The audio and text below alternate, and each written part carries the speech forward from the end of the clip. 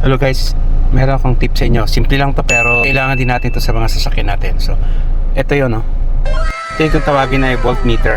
Magagamit natin to para i-monitor yung ating battery or yung charging ng ating battery. Yan, so sinasaksak lang to dun sa cigarette lighter. Yan.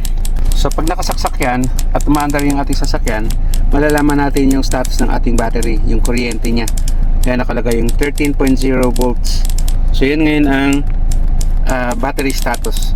So okay pa yan, normal yan. Once kasi bumaba yan, mga 11 or 10, mahina na yung charging or mahina na yung battery.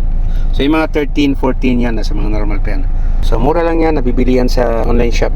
Yan, tapos yung iba may mga saksakan pa ng USB rito, pwede pa mag-charge dito. Bumili tayo ng ganito guys, magagamit natin to. Importante rin yan habang nagbabiyahe tayo. Mamaya hindi natin alam, mahina na pala yung karga ng battery natin, hindi natin alam.